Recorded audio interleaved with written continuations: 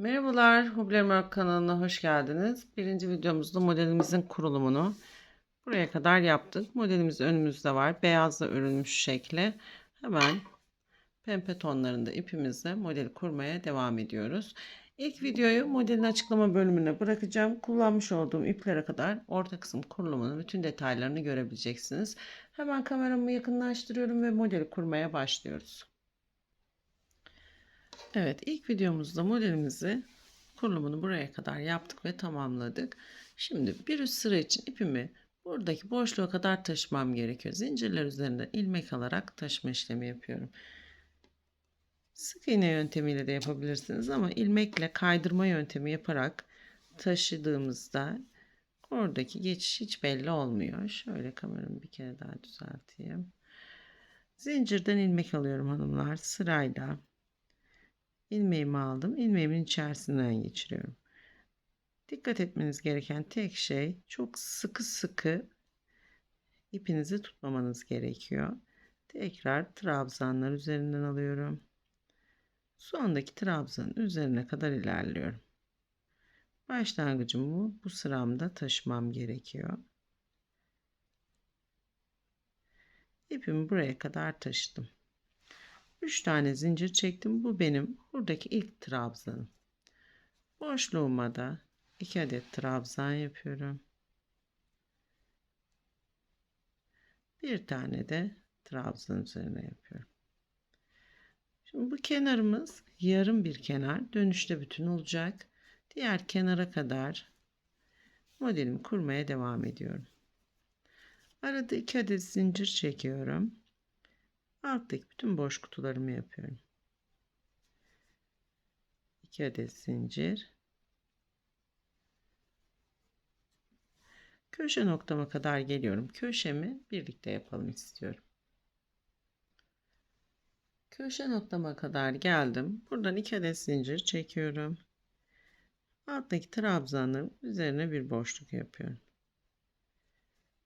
Köşeme 3 adet daha trabzan yaparak 4 trabzanı tamamlıyorum.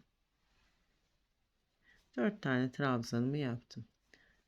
1 2 3 4 zincir, tekrar 1 2 3 dördüncü trabzanımı alttaki trabzanın üzerine yapıyorum. Köşe kurulumumuz bu şekilde olacak. Şimdi buradaki boşluğuma kadar, dolduracağım boşluğuma kadar önümdeki boşlukları yaparak ilerliyorum. Tam ortadaki model kurulumunun olduğu noktaya kadar geldim. Bu sefer kaydırma yapıyoruz. Burayı dolduruyoruz. 2 tane iç kısma yapıyorum. Bir tane de trabzan üzerine yapıyorum. Buradan buradaki boşluğuma geçiş yapacağım ve bir zincir çekeceğim.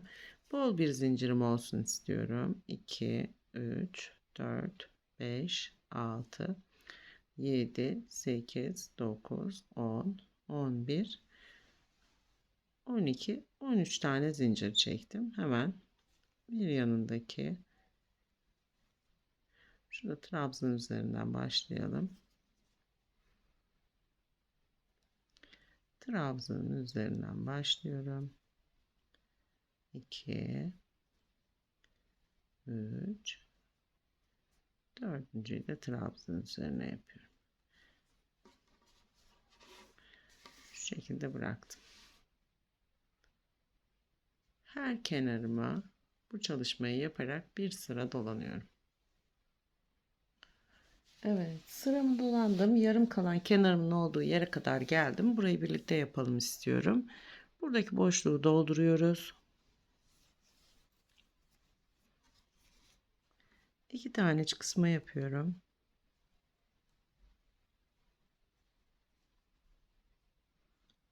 Bir tane de trabzan üzerine yapıyorum. Buradan diğer kenarlarda olduğu gibi 13 adet zincir çekiyorum.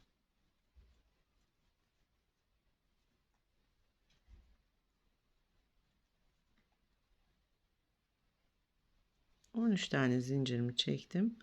başladığım trabzanı kilitleyerek sıramı kapatıyorum.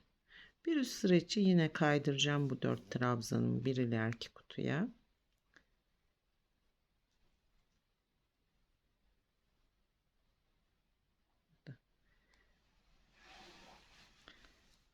İpimi taşıdım. Kaydırma yöntemi yaptım. Hemen üst zincirle yukarı çıkıyorum. Bu benim ilk trabzanım. Bir üst sıra için buradaki boş kutumu dolduruyorum. Evet, başlangıcımızı görmüş olduk. Diğer kenara kadar, modelin olduğu yere kadar kurmaya devam ediyorum. Orada modeli birlikte kuralım. Ortadaki modelimin olduğu yere kadar boş kutularımı yaparak geldim. Şöyle modeli bıraktım ki daha net görün diye. Yine kaydırma yapacağız. Buradaki kutumuzu dolduruyoruz bu sıramızda. 2 tane iç kısma trabzan yapıyorum her zaman olduğu gibi.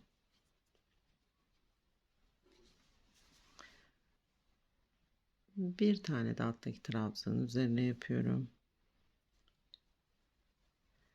Buradan 1, 2, 3, 4, 5, 6 adet zincir çekiyorum. Eğer gergin olacağını düşünüyorsanız zincir sayılarınızı bir eksiltip bir artırabilirsiniz. Duruşuna göre tam orta noktasını buluyorum. Zincire batarak bir trabzan yapıyorum. 4 adet zincir çekiyorum. Tığımın başına ipimi aldım. Aynı noktaya batıyorum. Bir trabzan daha yapıyorum. Zincirin ortasına böyle bir V oluşturmuş oldum. Buradan 6 adet zincir çekiyorum. 6 zincirimi çektim. Tekrar kaydırma yapıyorum.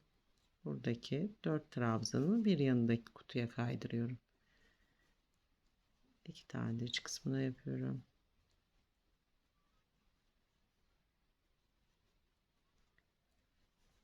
Hem çok kolay bir model, hem örmesi zevkli, hem de farklı bir tasarım. Hemen bir sırada modeli bu şekilde dolanarak sıramı tamamlıyorum. Sıramı dolandım. Modeli kuracağım noktaya kadar yine örgümü ördüm. Şimdi burada ortada bir tane V'miz var. Bunun içerisine trabzan yapacağız. Yine kaydırmalarımızı yaparak hemen önümdeki boşluğuma trabzanlarımı yapıyorum.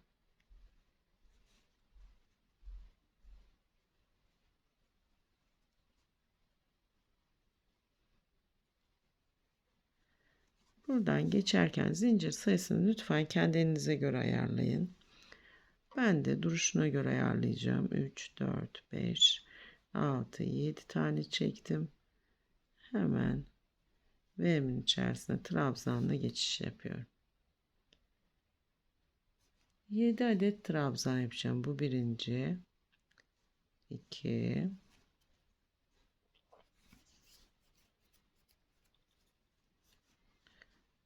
3, 4, 5,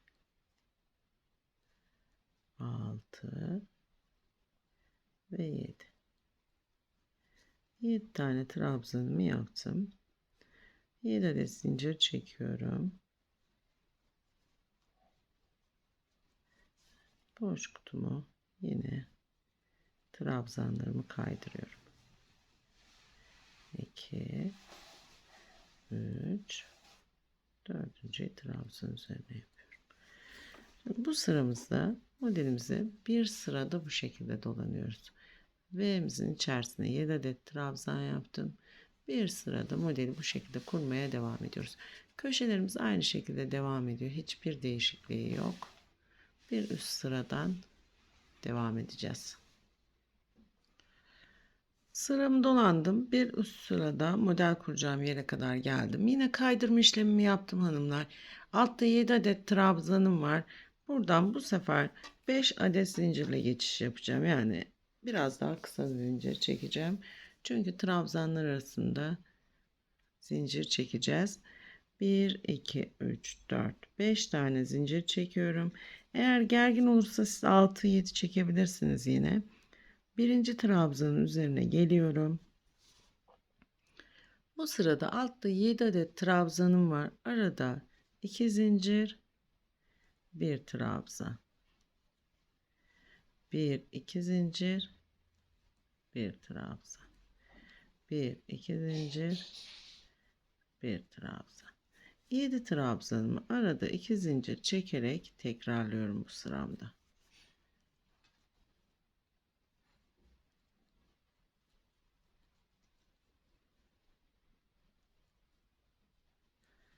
Yedi tane trabzanımı arada birer tane zincir çekerek tekrarladım. Buradan 5 adet zincir çekiyorum. 3 4 ve 5. Tığımın başına ipimi aldım. Hemen yine bir kutu ileri kaydırıyorum trabzanlarımı.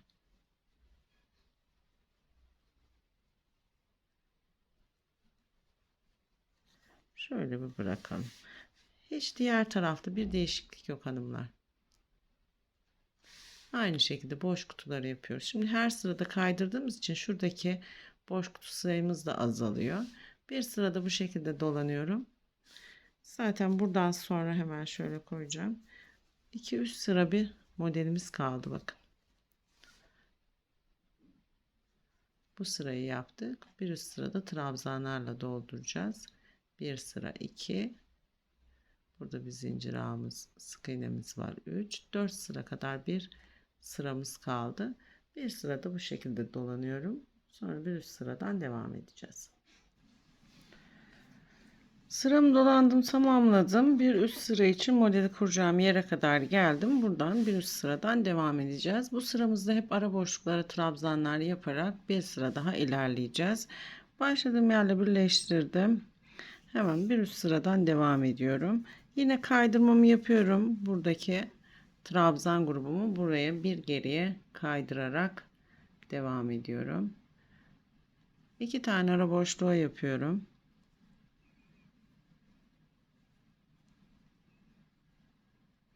Bir tane de trabzan üzerine yapıyorum. Buradan geçişteki zincir sayısını kendinize göre ayarlayın. Ben 5 adet zincir çekeceğim. 1, 2, 3, 4 ve 5. Hemen ara boşluğa trabzanla geçiş yapıyorum. Her ara boşluğa 2, 3, 4 adet trabzan yapıyorum. Her ara boşluğa 4 adet trabzan yapacağım. Geçişlerde zincir çekmiyorum. 1, 2, 3 ve 4.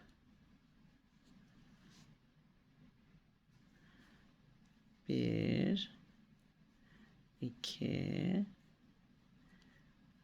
3 ve 4. Her ara boşluğa 4 adet trabzan yaparak buradaki boşluklarımı bu şekilde trabzanlarla dolduruyorum. Bir sırada bu şekilde dolanıyorum ve bir üst sıradan devam edeceğiz. Evet, sıramı tamamladım. Bir üst sıra için yine kaydırmamı yaptım. Boşluklarıma trabzanlarımı yaptım. Buradan yine zincir çekerek karşıya geçiyorum. 6 adet zincir çekeceğim. 2, 3, 4, 5 ve 6. Benim için 6 zincir yeterli. Eğer gergin olursa siz zincir sayısını artırabilirsiniz. Birinci trabzanın üzerine ipimi kilitliyorum. 1, 2, 3, 4 tane zincir çektim. Bakın şurada geçişlerde zincir çekmedik ama oradaki boşluğumuz belli. 4 zincirimi oraya kilitliyorum. Böyle zincir ağları yapacağız. Tekrar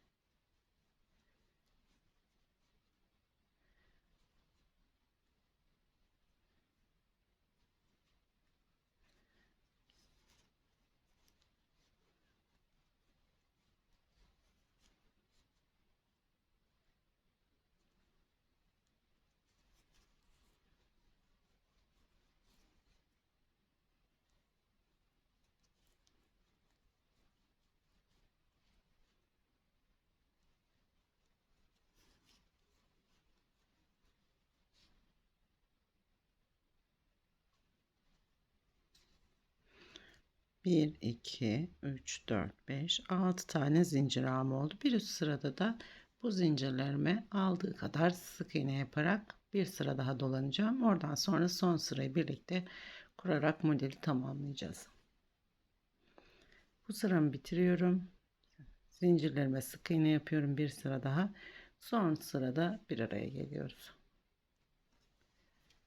Sıramı dolandım, tamamladım. Başladığım yerle birleştirdim. Artık son sıramızı yaparak modelimizi tamamlayacağız. Zincir ağlarımı ben 7 adet sık iğne yaptım. Siz kendi elinize göre ayarlayın.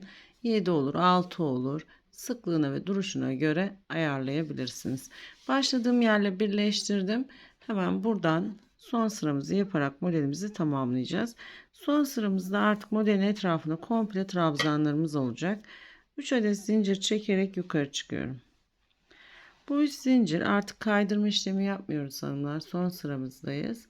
Bu 3 zincir benim ilk trabzanım.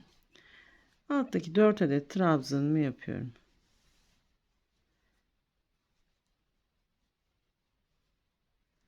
Dört tane trabzanımı yaptım. Son sıramızda her boşluğumuzu trabzan yaparak dolduracağız. Aralara 2 tane yapıyorum. Ve trabzan üzerine de bir tane yapıyorum. Aralara 2 adet trabzan.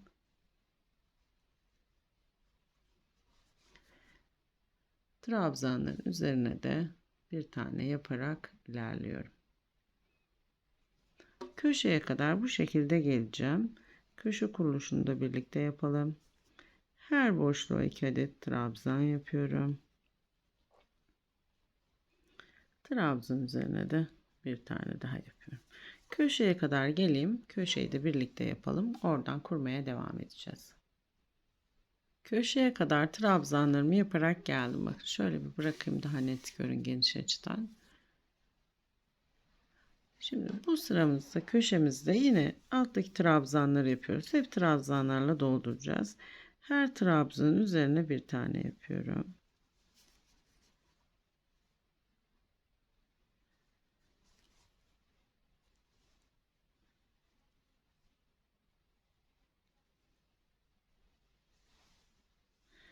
Şimdi köşeme de 1, 2, 3, 4 tane yapacağım. Çok dolu dolu olmasın. Siz de burada artık son sıramızı yapıyoruz. Kendi modelinizin duruşuna göre 4, 5, 6 tane yapabilirsiniz. Şöyle 4 tane ile doldurdum. Alttaki trabzanları yaparak ilerliyorum.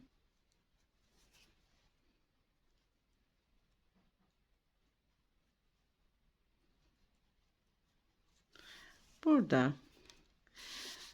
ortadaki modelimin olduğu noktaya gelene kadar yine trabzanlarla dolduracağım. Buradaki kurulumu da görerek son sıramızı yaparak modeli tamamlayacağız. Oraya kadar geleyim, orta kısma kadar. Orayı da birlikte yapalım. Trabzanlarımı yaparak ilerledim. Hemen buradan geçişimi yapıyorum. Zincir sayısını yine kendinize göre ayarlayın. 2, 3, 4, 5, 6 ve 7 tane zincir çektim. Tam ortadaki sık iğneye kilitliyorum. 4 adet zincir çekeceğim. Kirpik yapacağız. Hiçbir değişikliğimiz yok. 1, 2, 3, 4. Aynı noktaya kilitliyorum. 1, 2, 3, 4. Aynı noktaya kilitliyorum. 1, 2, 3, 4. Aynı noktaya kilitliyorum. Şimdi burada yapmış olduğum yuvarlağımın üzerine 3 adet kirpik yaptım. Geçerken 1, 2, 3 tane zincir çekiyorum. 3 olur, 2 olur. Duruşuna göre ayarlayın hanımlar. 1, 2, 3, 4. Son sıramızı yapıyoruz. 1, 2, 3, 4. 1, 2, 3, 4. Bu yapmış olduğumuz tepeciklerin hepsine kirpiklerimizi yaparak bir sıra daha dolanıyorum ve son sıramız bitmiş şeklini geniş açıdan tam ölçüleriyle hep birlikte göreceğiz. Sıramızı tamamladıktan sonra devam ediyoruz. Sıramı dolandım, tamamladım. Böylelikle modelimi de bitirmiş oldum. Şimdi modelimizin ölçülerine bakacağız. Gerçekten güzel bir model oldu. Karşıdan karşıya baktığımda modelim 29 santim. Şöyle kameraya kaydırayım. Çaprazdan ölçtüğümde ise 38-39 santim bir model elde ettim. Modeli beyazla kurduk. Beyazla yaptığım ipim biraz daha inceydi. Onun için model beyazla biraz daha küçük oldu.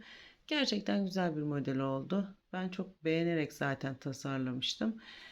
Pembe renkle de modeli birlikte kurmuş olduk. İzlediğiniz için teşekkür ederim. Bir sonraki videoda görüşmek üzere. Hepinize kolay gelsin.